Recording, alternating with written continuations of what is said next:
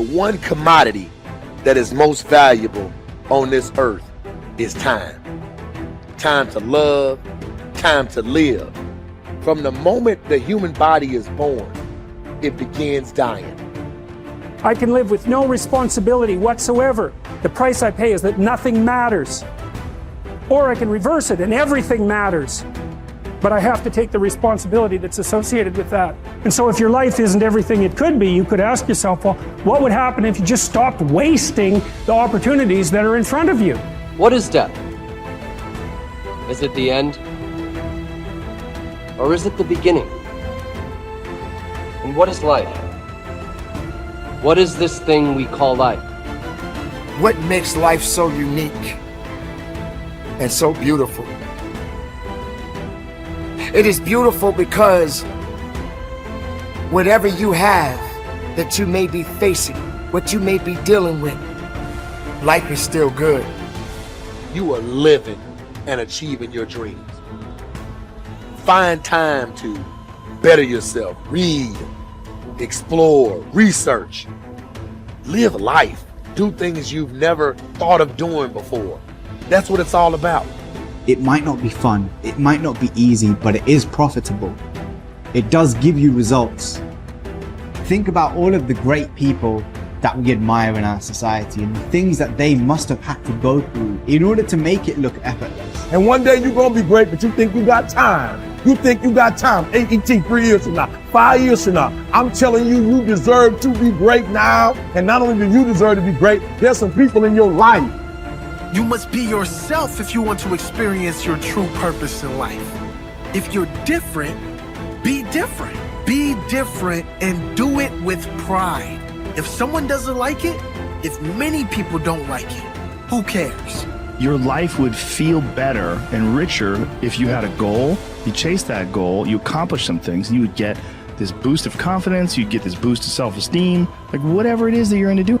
Learn from what you've just done, move forward. Learn from what you've just done, move forward. Repeat, repeat, repeat, all the way forward until one day you're going to get to the end of that tunnel and you're going to see the light. You need to take massive action. And if that doesn't work, try something else. If that doesn't work, try something else. Keep going with massive action and you will find the way because it will give you momentum. The time is now. The time is now to express and for people to believe in themselves. The time is now for it to be okay to be great. Listen to me, if you work for it, if you're willing to put in that sweat, that blood, and those tears, baby, I'm telling you, you can have what you want, be what you want, do what you want. Are you hearing me? And start now. Start believing, start dreaming, and create the life and the person that you really want to see. I think it's good to remember that if we just go along with the crowd, we won't wind up with much more than the wish that we could do it all over again, and as far as we know, you can't. If we want to amount to anything as individuals, we need individual goals, individual thinking, individual actions, and we must never conform to the big group. We must love them, we must help them, we must serve them, because our whole success will depend on our ability to do these things.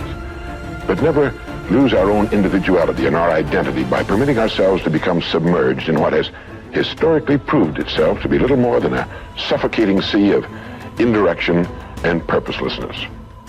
If we want to emulate someone, fine, but let's be choosy in whose steps we follow. It's the only life we've got. And remember to think. Imagination is everything, and we can become what we can imagine. If you find yourself getting depressed and down at the mouth, as we all get once in a while, you might want to remember this quotation by Dean Briggs. He said, "Do your work. Not just your work and no more, but a little more for the lavishing's sake. That little more which is worth all the rest. And if you suffer as you must, and if you doubt as you must, do your work. Put your heart into it, and the sky will clear. And then out of your very doubt and suffering will be born the supreme joy of life." Believe it or not, in an age when we've come to nearly deify leisure time, we've almost lost sight of the fact that virtually all our satisfactions, rewards will come not from our leisure, but from our work. And don't forget the strangest secret. We become what we think about.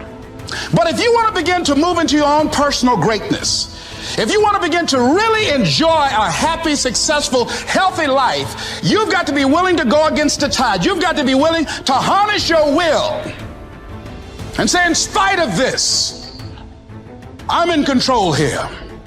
I'm not going to let this get me down. I'm not going to let this destroy me. I'm coming back, and I'll be stronger and better because of it. You have got to make a declaration that this is what you stand for. You're standing up for your dreams. You're standing up for peace of mind. You're standing up for health. You want it, and you're going to go all out to have it. It's not going to be easy. When you want to change, it's not easy. If it were in fact easy, everybody would do it. But if you're serious, you'll go all out. So yes, I'm going to turn this situation around. I'm not going to sit back and moan and cry over what happened and what went wrong and who did what.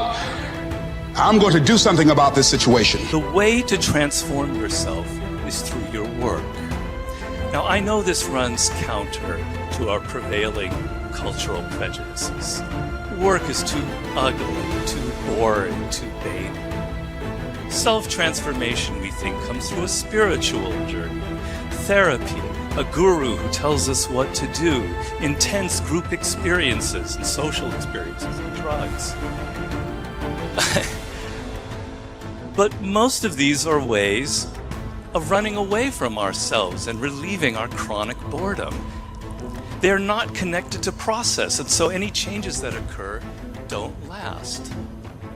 Instead, through our work, we can actually connect to who we are instead of running away.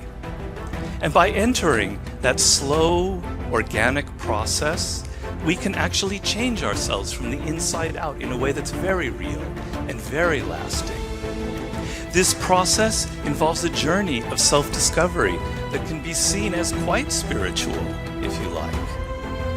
And in the end of this process, we contribute something unique and meaningful to our culture through our work, which is hardly ugly, boring, or vain. This intense focus on one goal is not easy, but it is all important. Orison Swett Marden wrote, "The giants of the race have been men and women of concentration who have struck sledgehammer blows in one place until they have accomplished their purpose. The successful men and women of today are those of one over, mastering idea, one unwavering aim, men and women of single and intense purpose." Marden also said that every great man has become great.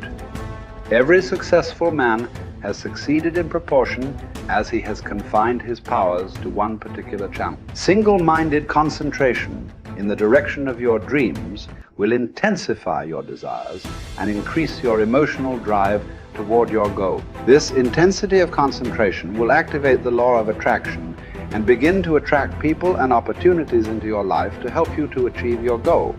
The more you think about your goal, the more it will come to dominate and direct your life.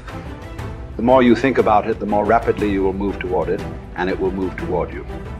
Great men and women are those who absolutely believe that they are put on this earth to do something wonderful with their lives. They have a vision of something greater or better than their current circumstances. Personal greatness means having a sense of destiny and a conviction that your thoughts and your imagination are the only real limits to your possibilities.